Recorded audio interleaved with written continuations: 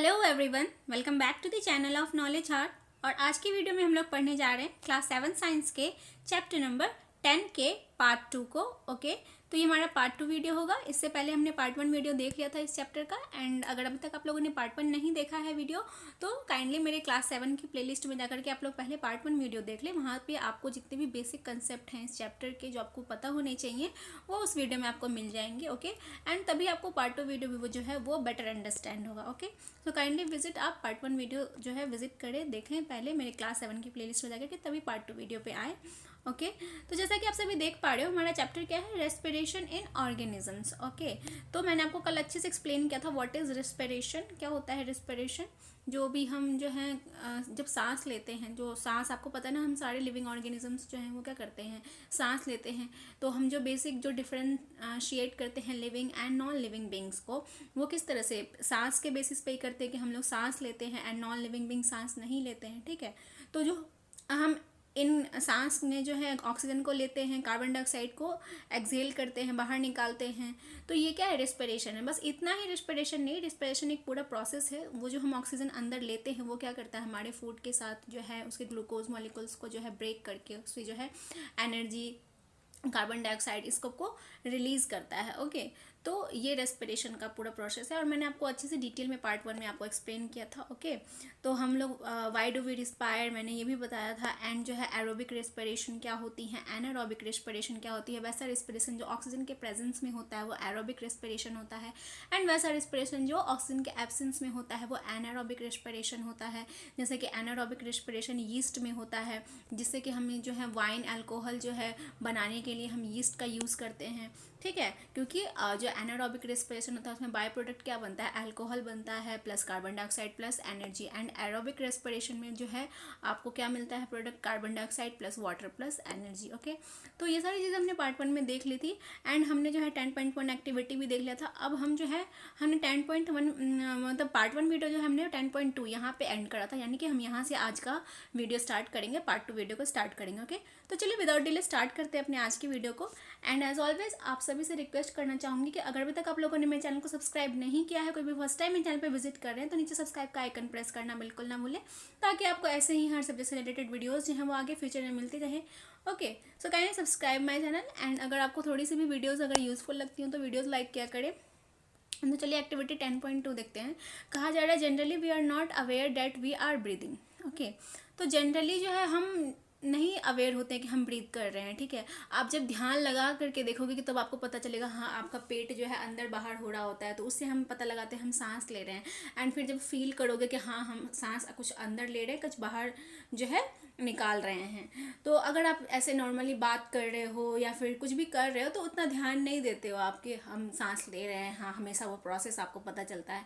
तो जब कोई जनरली सो रहा होता है ना, उस टाइम पे अच्छे से पता चलता है, क्योंकि उस टाइम पे सो रहा होता है तो आप उसका पेट अच्छे से देख सकते हो कि पेट वाला एरिया जो होता है वो बाहर मतलब फूलता है, फिर पिचकता है, फूलता पिचकता है, तो उसे पता चलता है कि वो इंसान सांस ले रहा है। ठीक है, तो however if you try you can count your rate of breathing. तो अगर आप चाहो तो ट्राई करो तो आप अपने ब्रीदिंग रेट को भी जो है काउंट कर सकते हैं, यानी कि 1 मिनट में आपने कितनी बार जो है इनहेल किया एंड एक्सहेल किया। ओके, तो breathe in and out normally जो आप ब्रीद इन करते हो एंड ब्रीद आउट करते हो उसको आप काउंट कर सकते हो। Find out how many times you breathe in and breathe out in a minute. तो आपको ये पता लगाना है कि आप 1 मिनट में जो है कितनी बार ब्रीद इन करते हैं एंड ब्रीद आउट करते हैं, यानी कि सांस अंदर लेते हैं, सांस बाहर छोड़ते हैं। तो did you inhale the same number of time as you exhale. तो क्या आप जो है उतना ही इनहेल करते हैं जितना एक्सहेल करते हैं। तो जब आप इनहेल करोगे एक बार में, तो उस टाइम में आपको एक्सहेल भी तो करना होता है ना, तो जितनी बार इनहेल करेंगे उतना बार एक्सहेल भी करेंगे। Now count your breathing rate, number of breath minute पर after brisk walk and after running. ठीक है, तो अगर आप रन कर रहे हो या वॉक कर रहे हो उसके बाद अपना ब्रीदिंग रेट जो है वो भी काउंट करिए। नॉर्मली अगर आप ऐसे बैठे हैं तो ब्रीदिंग रेट काउंट करिए, या फिर आप कभी दौड़ रहे हैं, चल रहे हैं, तो फिर ब्रीदिंग रेट भी काउंट करिए। फिर आप दोनों को कंपेयर करिए कि कब आपका ब्रीदिंग रेट ज़्यादा है, कब ब्रीदिंग रेट कम है। ओके, तो record your breathing rate as soon as you finish and also after complete rest. Okay, तो जैसे ही आप वॉक करते हो या दौड़ते हो उस टाइम पे आपको ब्रीदिंग रेट काउंट करनी है, और जब आप रेस्ट कर रहे होते हैं, जैसे मैंने बोला है रेस्ट जब कर रहे हो तब आपको जो है आपको रिकॉर्ड करना है। Tablet your findings and compare your breathing rate under different condition with those of your classmates. Okay, तो अब आप जो है अपने ब्रीदिंग रेट को जो है टेबुलेट कर लो, यानी कि टेबल बना लो कि इस टाइम पे एक जो है कोई काम कर रहे हो उधर उसका लिस्ट बना लो आप, और ठीक है। और इस तरफ ब्रीदिंग रेट का लिख दो कि जैसे कि आप सो रहे हो उस टाइम पे ब्रीदिंग रेट क्या है। जब सो रहे हो अब आप उस टाइम तो नहीं काउंट कर पाओगे, किसी को बोलो। जब आप टीवी देख रहे हो उस टाइम पे आपका ब्रीदिंग रेट क्या है, जब आप वॉक कर रहे हो उस टाइम पे ब्रीदिंग रेट क्या है, जब आप दौड़ रहे हो उस टाइम पे ब्रीदिंग रेट क्या है, जब आप एक्सरसाइज कर रहे हो उस टाइम पे ब्रीदिंग रेट क्या है, जब आप खा रहे हो उस टाइम पे ब्रीदिंग रेट क्या है। तो ये डिफरेंट सारी एक्टिविटीज़ हैं जिसमें आप जो है अपने खुद के ब्रीदिंग रेट को डिफरेंट डिफरेंट एक्टिविटीज़ के टाइम पे जो है टेबुलेट करके रिकॉर्ड करके जो है टेबुलेट कर सकते हो। Okay, from the above activity you must have realized that whenever a person need extra energy he breathes faster। तो ये जो एक्टिविटी आप करोगे तो उस टाइम में आप देखोगे कि जब आप दौड़ रहे होगे ना, दौड़ रहे होते हो, ठीक है, या फिर कोई फिजिकल एक्टिविटी जैसे एक्सरसाइज कर रहे होते हो, तो उस टाइम आप ज़्यादा हाफ के सांस लेते हो, जोर जोर से सांस लेते हो ना। क्यों? क्योंकि उस टाइम पे हमें ज़्यादा ऑक्सीजन, मतलब ज़्यादा हमें हमारी बॉडी को जो है ज़्यादा एनर्जी की ज़रूरत होती है। तो ज़्यादा एनर्जी की ज़रूरत होती है तो हम ज़्यादा रेट से जो है फिर इनहेल करते हैं, एक्सहेल करते हैं। Okay, as a result more oxygen is, तो आपने जो 10.1 जो है कुछ इस तरह से आपको टेबुलेट करना है, ठीक है। तो आपको सारे क्लासमेट्स के नाम लिख लेने हैं और नॉर्मली जो है उनका ब्रीदिंग रेट क्या है, फिर वॉक के बाद जो है या रनिंग के बाद जो है क्या आ रहा है आप लोगों का ब्रीदिंग रेट, वो आपको यहाँ पे टेबुलेट करना है, ठीक है। यहाँ कहा जा रहा है on an average an adult human being at rest breathe in and out 15 to 18 times in a minute, ठीक है। तो एवरेज जो होता है कोई भी ह्यूमन बींग्स का जब वो रेस्ट में होते हैं तो वो 15 से 18 बार जो है breathe in and breathe out करते हैं, ठीक है, 1 मिनट में। तो during heavy exercise the breathing rate can increase up to 25 times per minute. और जब आप एक्सरसाइज कर रहे हो तब तो बढ़ेगी, एंड ये कितना बढ़ जाती है, 25 टाइम्स हो जाती है, ठीक है। While we exercise not only do we breathe fast we also take deep breath and thus inhale more oxygen.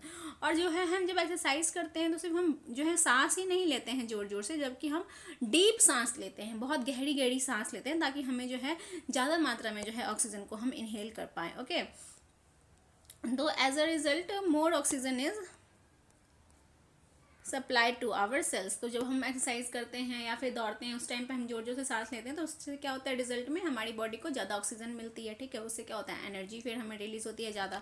तो it speeds up the break down of food and more energy is release. तो ये क्या करता है, हमारे food के जो break down है उसको स्पीड अप करता है, एंड फिर क्या होता है, हमें एनर्जी रिलीज होती है जिससे हमें एनर्जी मिलती है। तो does this explain why do we feel hungry after a physical activity. तो इससे ये पता चलता है ना कि जब भी हम कुछ फिजिकल एक्टिविटी करते हैं तो हमें भूख क्यों लग जाती है। Why do you feel, why you feel drowsy, does your breathing rate slow down. तो जब आपको ड्राउजी जैसा सुस्त सुस्त सा फील हो रहा होता है, सोने का मन करता है, उस टाइम पे क्या आपके ब्रीदिंग रेट जो है वो कम हो जाते हैं। Does your body receive sufficient oxygen, क्या उस टाइम पे जो है आपको सफिशिएंट ऑक्सीजन मिल रहा होता है।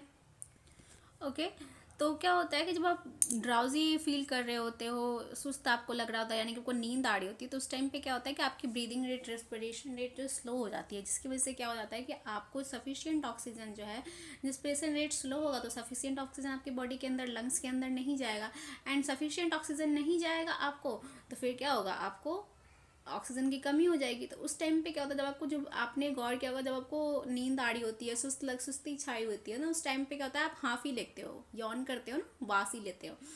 तो वो क्यों होता है, क्यों, ताकि उस यौन करने से, वासी लेने से क्या होता है कि आपको जो है अंदर में ऑक्सीजन फिर जो है जाती है आपके लंग्स के अंदर, और फिर क्या होता है, उससे आप जगा हुआ फील करते हो, ठीक है। तो activity 10.3, Figure 10.3 shows the various activities carried out by a person during a normal day. Can you say in which activity the rate of breathing will be the slowest and in which it will be the fastest? Assign number to the picture in order of the increasing rate of breathing according to your experience. Okay, तो जो है आपको यहाँ पे बताना है कि यहाँ पे बहुत सारी एक्टिविटीज़ दी हुई हैं, तो कौन सी एक्टिविटीज़ में आपका ब्रीदिंग रेट जो है स्लो होगा, कौन सी एक्टिविटीज़ में जो है आपका ब्रीदिंग रेट जो है वो सबसे ज़्यादा फास्ट होगा, वो आपको जो है यहाँ पे कंपेयर करना है। ओके, ओके तो यहाँ पे हमारे पास क्या क्या है फिगर में, एक वुमेन जो है वो कपड़े धो रही है, एक लड़का जो है यहाँ पे पढ़ाई कर रहा है, एक इंसान जो है वो चढ़ रहा है सीढ़ी पे, एक लड़की यहाँ पे जो है वॉक कर रही है या फिर डांस कर रही है, एंड ये जो है बूढ़े इंसान जो है ओल्ड मैन यहाँ पे वॉक कर रहे हैं, और यहाँ पे एक इंसान जो है सो रहा है। तो जिसमें आपको ज़्यादा एनर्जी लग रही है वहाँ पे आपको जो है ज़्यादा एनर्जी की ज़रूरत होगी एंड ज़्यादा आप जो है उस टाइम पे सांस लोगे, या फिर आप जो है उस टाइम पे ब्रीदिंग रेट आपका ज़्यादा होगा। तो यहाँ पे आपको जो है ज़्यादा एक्सरसाइज मतलब कुछ एक्टिविटी जो है ज़्यादा उससे क्या कर रहे हैं, जैसे कि सीढ़ी चढ़ते टाइम पे आपको क्या हुआ, ज़्यादा एनर्जी की ज़रूरत होगी, तो उस टाइम पे आप क्या करोगे, ज़्यादा रेट से जो है ब्रीथ करोगे। कपड़े धोते टाइम पे भी आपको एनर्जी लगेगी, उस टाइम पे भी आपको जो है ज़्यादा जो है ज़्यादा ब्रीथ करोगे आप, ब्रीदिंग रेट ज़्यादा होगा आपका। ठीक है, यहाँ पे आराम से आप पढ़ रहे हो तो यहाँ पे आपका कम होगा, ठीक है, एवरेज होगा। एंड यहाँ पे वॉक कर रहे हो तो यहाँ पे भी नॉर्मल होगा, थोड़ा ज़्यादा हो सकता है, ठीक है। एंड यहाँ पे ये सो रहा है तो उस टाइम पे, सोते टाइम पे तो स्लो होगा, ठीक है।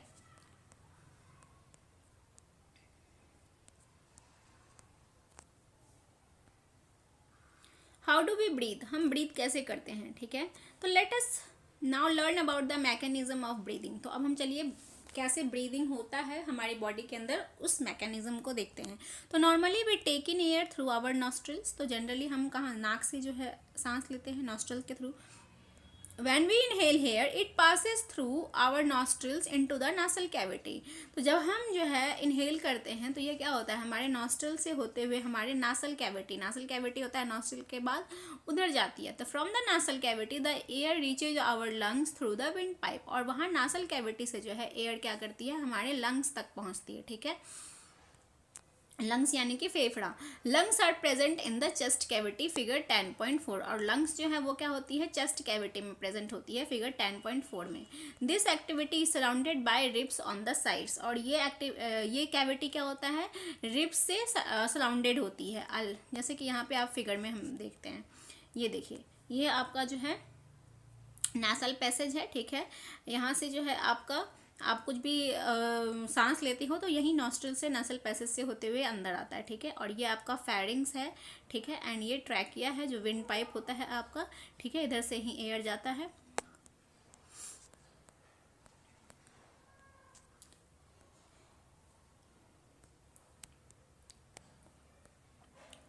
Lung through wind pipe, lungs are present in the chest cavity, ठीक है। और ये जो आपको चेस्ट कैविटी दिख रही है यहाँ पे, ये जो आपको चेस्ट कैविटी है, ठीक है, यहीं पे आपका क्या है, लंग्स प्रेजेंट होता है, ठीक है, जो फेफड़ा होता है इसके अंदर, जो कि ये जो रिब केज है इससे सराउंडेड होता है, ठीक है। ये जो आपको बोनी जो है शेप में दिख रहा है, ये क्या है आपका रिब्स है, ठीक है। एंड इसके अंदर ये क्या है आपका लंग्स है, ठीक है। एंड ये पूरा क्या आपका चेस्ट कैविटी कहलाता है, ठीक है। एंड ये जो आपका यहाँ पे मस्कुलर एरिया दिखाई दे रहा है, ये क्या है आपका डायफ्राम है, okay. A large muscular sheet called diaphragm forms the floor of the chest cavity. तो जो आपका डायफ्राम होता है वही क्या करता है, चेस्ट कैविटी का फ्लोर जो है वो तय करता है, okay. Breathing involves the movement of the diaphragm and the rib cage. और जो ब्रीदिंग होती है वो क्या करते हैं, हमारे डायफ्राम एंड रिब केज के जो है मूवमेंट को उसी में होता है, ठीक है। तो उस during inhalation rib moves up and outwards and diaphragm moves downward. तो जब हम सांस अंदर लेते हैं उस टाइम पे क्या होता है, हमारे जो रिब्स होती हैं, ठीक है, वो क्या होती हैं, ऊपर की तरफ मूव्स अप, यानी कि ऊपर की तरफ मूव करती है और आउटवर्ड्स जाती है, ठीक है। एंड डायफ्राम जो है वो क्या होता है, वो नीचे की तरफ जो है मूव करता है। This movement increase space in our chest cavity and air rushes into the lung, जिसकी वजह से क्या होता है कि हमारी चेस्ट में जो है स्पेस क्रिएट होता है, और जिसकी वजह से एयर जो हम इनहेल करते हैं वो हमारी चेस्ट के अंदर यानी हमारी चेस्ट कैविटी में जो है फिर आता है, ठीक है।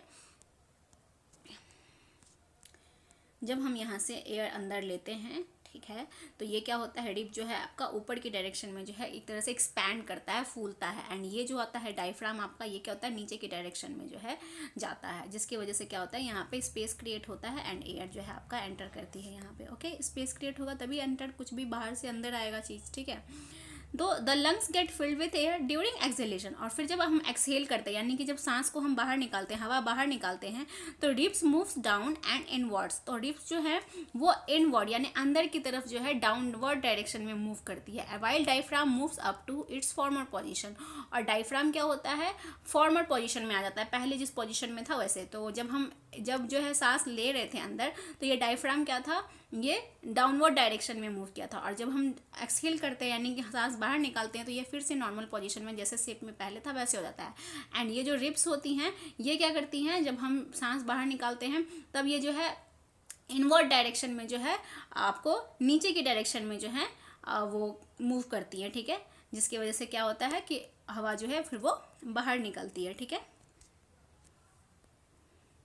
इसको ध्यान रखिएगा, जब सांस अंदर लेते हैं तो आप हमारे जो रिब्स हैं वो क्या होते हैं, अपवर्ड डायरेक्शन में, एंड आउटवर्ड जो है मूव करते हैं, एंड जो डायफ्राम है वो डाउनवर्ड डायरेक्शन में मूव करता है, जिसकी वजह से क्या होता है कि स्पेस क्रिएट होता है एंड हवा आती है अंदर।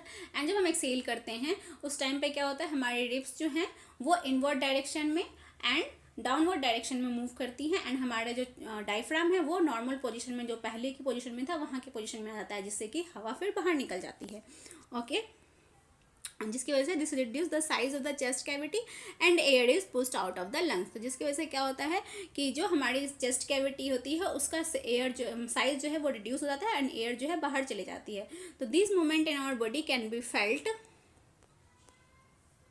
ईजिली, और ये मूवमेंट हम ईजिली फेल्ट कर सकते हैं। आप अभी जैसे बैठे हो, ठीक है, इसी टाइम पे स्टार्ट करो आप अंदर जो है सांस लेना एंड बाहर छोड़ना, तो आप देखोगे जब आप सांस अंदर ले रहे होते हो उस टाइम पे आपका चेस्ट वाला एरिया जो है वो फूलता है, एक्सपैंड करता हुआ आपको फील होगा, एंड जब आप सांस बाहर छोड़ते हो तो वो क्या होता है, सिकुड़ जाता है, थोड़ा सा आपको जो है सिकुड़ा हुआ सा फील होगा, ठीक है। तो कभी कभी आपने देखा होगा ना, जो बॉडी बिल्डर्स होते हैं वो अपने सीने को फैलाते हैं, चेस्ट को फैलाते हैं, कैसे, तो वो एकदम डीप ब्रेथ लेते हैं, तो डीप ब्रेथ लेकर के वो अपने जो है चेस्ट को एक्सपैंड करते हैं, ओके। तो take a deep breath, keep your palm on the abdomen, और क्या करो आप जो है टेक ब्रेथ लो और अपना पाम जो है हथेली जो अपने एब्डोमेन पे रखो, feel the moment of abdomen, और अपने एब्डोमेन को जो है के मोमेंट को फील करो। तो व्हाट डू यू फाइंड, तो आपको जो है क्या फील होता है, तो आप फील करोगे कि जैसे ही आप जो है सांस अंदर लेते हो, ठीक है, तो आपको जो है जैसे ही आप जो है सांस अंदर लोगे तो आप क्या करोगे, देखोगे कि फील करोगे कि आपका जो चेस्ट वाला एरिया है ना वो एक्सपैंड करता है, ठीक है, और जो है आपका जो स्टमक का एरिया होता है, एब्डोमेन वाला एरिया होता है, ठीक है, वो क्या होता है, वो आपका थोड़ा अंदर की तरफ जाएगा, एंड चेस्ट जो है वो आपका एक्सपेंड होगा। जैसे ही आप एक्सहेल करते हो, सांस बाहर छोड़ते हो, तो आपका जो एब्डोमेन वाला एरिया होता है वो क्या होता है, एक्सपैंड करता है, एंड आपका जो चेस्ट वाला एरिया होता है वो सिकुड़ता है, ओके। तो ये हम नॉर्मली भी फील करते हैं, जैसे कि कोई सो रहा होता है तो उस टाइम पे हम देखते हैं ना उसका पेट अंदर बाहर होता है, अंदर बाहर होता है, तो क्या होता है जब वो सांस अंदर लेता है तो उसका पेट वाला एरिया आपको अंदर की तरफ जाता हुआ दिखेगा, एंड जब जो है वो सांस छोड़ता है तो उसका पेट वाला एरिया आपको बाहर की तरफ आता दिखेगा। तो जब पेट वाला अंदर एरिया जो है अंदर जाता है तो आपका जो है चेस्ट वाला एरिया वो एक्सपैंड होगा, एंड जब आपका पेट वाला एरिया नॉर्मल जो बैक टू पोजीशन पहले जिस पोजीशन में था उस पोजीशन में आता है तो आपका चेस्ट वाला एरिया जो है वो आपका सिकुड़ेगा, ठीक है, इसको ध्यान में रखिएगा।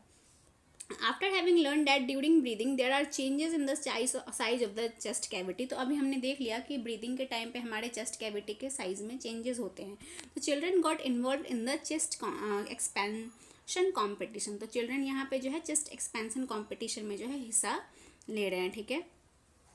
Smoking damages lungs, smoking is also link to cancer, it must be avoided, तो हमें यहाँ पे बताया जा रहा है कि हमें धूम्रपान जो है वो नहीं करना चाहिए, जिसकी वजह से कैंसर होता है, तो हमें स्मोक को अवॉइड करना चाहिए, ओके। तो एवरीवन है, तो जो बच्चे हैं वो क्या कर रहे हैं, एक्सपेंशन जो चेस्ट एक्सपेंशन कंपटीशन है उन्होंने उसमें पार्टिसिपेट किया, and everyone was boasting that he she could expand it the maximum, तो सभी जो हैं ऐसे डिंगे हाँक रहे हैं कि हम ज़्यादा से ज़्यादा जो है चेस्ट एक्सपेंड कर सकते हैं। तो how about doing this activity in the class with your classmate, तो आप अपने क्लासमेट के साथ ये एक्टिविटी करके देखें, एंड क्या आपका एक्सपीरियंस है वो भी शेयर करें अपने क्लासमेट्स के साथ, अपने टीचर्स के साथ, कि कौन ज़्यादा जो है एक्सपेंड कर पाता है, कौन कम एक्सपेंड कर पाता है, ओके। यहाँ पे कहा जा रहा है the air around us has various type of unwanted particle such as smoke, dust, pollen etcetera, okay. तो हमारे आसपास जो एयर होती है उसमें जो है बहुत तरह के अनवांटेड पार्टिकल्स, डस्ट तो होते ही है डेफिनेटली, जिसमें स्मोक हो गया, डस्ट हो गया, पॉलन्स होते हैं, ठीक है। तो व्हेन वी इनहेल, तो जब हम सांस लेते हैं तो साथ में क्या होता है कि ये डस्ट भी जो है कभी कभी हमारे एयर के साथ अंदर आते हैं। तो the particles get trapped in the hair present in our nasal cavity. तो ये जो डस्ट है हमारे एयर के साथ अंदर आते हैं, तो हमारे जो नाक के अंदर जो बाल होते हैं, हेयर होते हैं नेसल कैविटी में, वो क्या करते हैं, इन सारे डस्ट को जो है ट्रैप कर लेते हैं। एंड ठीक है, तो however sometimes these particles may get pass the hair in the nasal cavity. कभी कभी क्या होता है कि ये जो डस्ट पार्टिकल्स हैं हमारे हेयर को भी पास करते हुए नासल कैविटी में जो है एंटर करते हैं। तो जिससे क्या होता है, दिस में irritate the lining of the cavity, जिससे हमारे जो कैविटी होती है उसकी लाइनिंग में इरिटेशन होता है, जिसकी वजह से हमें क्या होती है, छींक आती है। तो sneezing expels this foreign particles from the inhaled air. और स्नीजिंग से क्या होता है कि आप अक्सर देखते हो कि छींके करने से क्या होता है कि जो आपके अंदर जो डस्ट पार्टिकल्स आ गए वो छींक से क्या होती है फिर बाहर निकल जाती हैं। ठीक है, तो sneezing expel this foreign particles from the inhaled air when a dust free clean air enters our body. तो जो भी डस्ट होता है वो बाहर निकल जाता है, एंड जो भी क्लीन एयर है वो हमारे अंदर बॉडी के अंदर लंग्स के अंदर चले जाता है। ठीक है, तो take care when you sneeze. तो जब आप छींकते हो तो इस बात का जरूर ध्यान रखना है आपको कि you should cover your nose so that the foreign particles you expel are not inhaled by other person. तो जब आप एक्सहेल करते हो तो आपको इस बात का जरूर ध्यान रखना है कि आपके आसपास जो है कोई भी है अगर, तो आपको अपने नाक को ढक लेना है, कवर कर लेना है किसी टॉवल से या फिर अपने हाथ से, ताकि जो अभी आप जो है स्नीज करते टाइम में आपके जो है मुंह, माउथ से या फिर नोज से जो भी डस्ट निकलेगा वो किसी दूसरे इंसान जो आपके आसपास है उसके नोज में ना चले जाए, वो इनहेल ना कर ले उसे। ठीक है,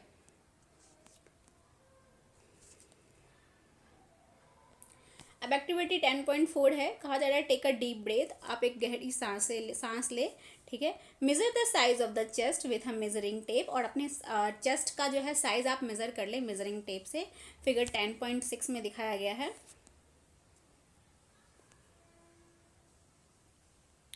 यहाँ पे देखिए फिगर 10.6 में दिखाया गया एक लड़का है और ये लड़का जो है डीप ब्रेथ ले रहा है। उस टाइम पे क्या कर रहा है, इसका चेस्ट का मेजरमेंट कर रहा है। उसी तरह से कुछ आपको भी मेजरमेंट करनी है इसका।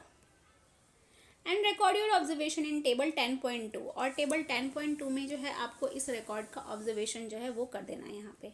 ठीक है, इस तरह से आपको जितने भी क्लासमेट हैं उसके आपको नाम लिख लेने हैं। ठीक है, एंड इनहेलेशन के टाइम पे ठीक है आपका जो है क्या था, चेस्ट का एक्सपेंशन, एंड फिर एक्सहेलेशन के टाइम पे आपका जो है क्या था, जो है आपका चेस्ट का साइज, एंड फिर इनहेलेशन एंड एक्सहेलेशन के टाइम दोनों का आपको डिफरेंस यहाँ पे लिखना है। ठीक है, ये आपको कुछ करना है। Measure the size of the chest again when expanded and indicate which classmate shows the maximum expansion of the chest। ठीक है, और फिर जब आप एक्सपेंड करते हो यानी कि जो है आप जब सांस को फिर बाहर छोड़ते हो उस टाइम पे भी आपको चेस्ट का जो है मेजरमेंट करना है, एंड फिर आपको कंपैरिजन करना है कि क्लास में कौन जो है ज़्यादा चेस्ट को एक्सपेंड कर पाता है। तो we can understand the mechanism of breathing by a simple model. तो हम यहाँ एक एक्टिविटी, एक मॉडल के थ्रू भी जो है अपने रेस्पिरेशन का जो है, ब्रीदिंग का जो है, ये एक एग्जाम्पल जो अंडरस्टैंडिंग है वो देख सकते हैं। ठीक है, तो इसके लिए हमें एक्टिविटी 10.5 देखना होगा। तो एक्टिविटी 10.5 में क्या कहा जा रहा है, देखिए यहाँ पे जो फिगर दिखाया गया है हमें 10.5 यहाँ पे दिखाया गया है कि इनहेलेशन के टाइम पे देखिए ये जो है इस तरह से आउटवर्ड डायरेक्शन में जो है अब हमारा रिब जो होता है अपवर्ड डायरेक्शन में, आउटवर्ड डायरेक्शन में मूव करता है। ठीक है, जैसे ही सांस अंदर आता है, एंड जो यहाँ पे आपका डायफ्राम है ये डाउनवर्ड डायरेक्शन में यानी कि इस डायरेक्शन में जो है मूव करती है। एंड जब आप एक्सपैंड करते हो तो आपका रिब इस तरह से इस डायरेक्शन में सिकुड़ जाता है, एंड आपका डायफ्राम जो है फिर से नॉर्मल पोजिशन में इस अपवर्ड डायरेक्शन में मूव करता है। ओके, हमें कहा जा रहा है एक्टिविटी 10.5 में करने के लिए take a wide plastic bottle. आपको एक वाइड प्लास्टिक बॉटल लेनी है, कोई भी, आपको कोल्ड ड्रिंक की बोतल हो घर में, तेल का बॉटल हो, कोई भी बॉटल हो, वाटर बॉटल हो, आपको प्लास्टिक का ले लेना है। ठीक है, रिमूव द बॉटम। और उसका जो बॉटम है आपको वो हटा देना है, काट लेना है। ठीक है, get a Y shaped glass और प्लास्टिक ट्यूब। और एक वाई शेप का जो इस तरह से है कोई प्लास्टिक ट्यूब ले लेना है या फिर आपको ग्लास ले लेनी है। Make a hole in the lid so that the tube may pass through it. और जो बोतल का जो ऊपर वाला लिड वाला एरिया है ठीक है उसमें आपको होल करना है ताकि जो है उसमें जो है ये आपका जो ग्लास ट्यूब है या फिर जो भी आपने प्लास्टिक ट्यूब लिया है वो उसमें एंटर कर सके। तो to the forked end of the tube fix to deflated balloons. और आपको जो है जो आपका ट्यूब है जैसे कि यहाँ पे फिगर दिखाया गया देखिए ये इस तरह से यहाँ पे एक प्लास्टिक बॉटल है, ठीक है। आपने इसके एंड को जो है कट कर लिया है एंड यहाँ से आपने जो है इस ट्यूब को एंटर करा है इस बॉटल में, यहाँ पे आपने होल करके, ठीक है। एंड यहाँ पे फोर्क वाले एरिया पे क्या करना है आपको, 2 बलून्स जो हैं वो डिफ्लेटेड बलून जो होते हैं वो आपको लगा देनी है, okay. Introduce the tube into the bottle as shown in figure 10.7। तो 10.7 में जिस तरह से इंट्रोड्यूस कहा गया है ट्यूब को बॉटल में करने के लिए, उस तरह से आपको कर देना है कुछ इस तरह से, ठीक है। नेक्स्ट पे क्या कहा जा रहा है, फिर कहा जा रहा है now cap the bottle, seal it to make it all right. अब आपको क्या करना है, इस बॉटल को जो है आपको ढक्कन लगा देनी है, सील कर देना है, ठीक है, एयर टाइट बना देना है ऊपर से। Now to the open base of the bottle tie a thin rubber or plastic sheet using a rubber band। और जो नीचे वाला जो ओपन वाला एरिया था वहाँ पे आपको क्या करना है, एक रबर ले लेना है, ठीक है, या फिर प्लास्टिक शीट ले लेना है, जिससे कि आप क्या कर सकते हैं, नीचे वाले एरिया को बांध सके, ठीक है, नीचे वाले एरिया को बांध सके, ठीक है।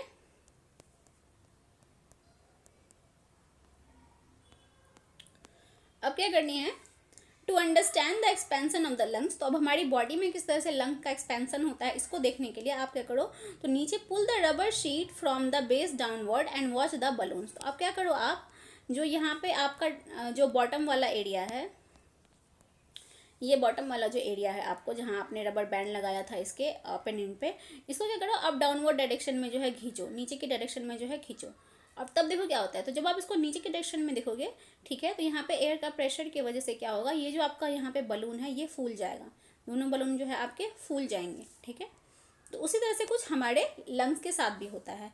तो जब अंदर सांस आती है यानी कि हवा का प्रेशर आता है अंदर में, तो क्या होता है, ये एक्सपैंड करती है, फैल जाती हैं। उसी तरह से यहाँ पे ये बलून भी फैल गए। तो इसी मैकेनिज्म पे कुछ हमारा लंग भी काम करता है। तो यही मैकेनिज्म यहाँ पे समझाया गया है, okay. Now push the rubber plastic sheet up and observe the balloons. और फिर दोबारा क्या कहा जा रहा है आपको कि अब फिर से आपको क्या करना है, इसको पुश कर देना, ऊपर की तरफ जो है आपको धक्का दे देना है ये नीचे वाले एरिया को। तो जैसे ही आप उसको धक्का दोगे तो क्या देखेंगे आप, ये बलून चिपक जाएगा, इस तरह से कुछ जो है आपको चिपके हुए शेप में आ जाएगा, ठीक है। सारे हवा जो है इसका लेगा निकल गया, इस तरह से आपको दिखाई देगा।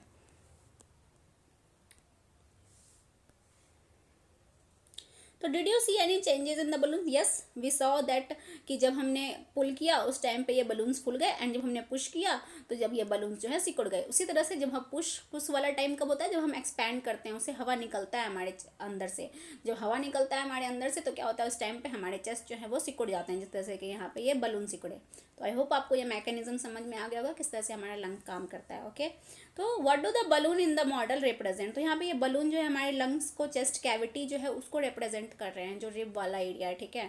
तो what does the rubber sheet represent? तो ये रबर शीट जो है हमारे डायफ्राम को रिप्रेजेंट कर रहा है। जैसे कि जब आप इनहेल करते हो जिस टाइम पे, तो उस टाइम पे क्या होता है कि आपका जो डायफ्राम है वो नीचे के डायरेक्शन में मूव करता है, ठीक है। एंड जब आप एक्सहेल करते हो तो आपका डायफ्राम जो है अपवर्ड डायरेक्शन में मूव करता है, एंड आपका चेस्ट जो है सिकुड़ जाता है। एंड इस टाइम पे जब इनहेलेशन के टाइम पे आपका चेस्ट क्या होता है, एक्सपेंड हो जाता है, ठीक है। तो ये चीज़ें एक्सपेंड रिप्रेजेंट करी जा रही है यहाँ पे। Now you should be able to explain the mechanism of breathing. तो आई होप आपने अच्छे से ब्रीदिंग का मैकेनिज्म जो है समझ लिया होगा, इसमें कोई डाउट नहीं होगा, ठीक है। नेक्स्ट है what do we breathe out. तो अब हम ब्रीद आउट जो है करते हैं, जब हम सांस बाहर निकालते हैं तो हम क्या बाहर निकालते हैं, ठीक है, इसको देखते हैं।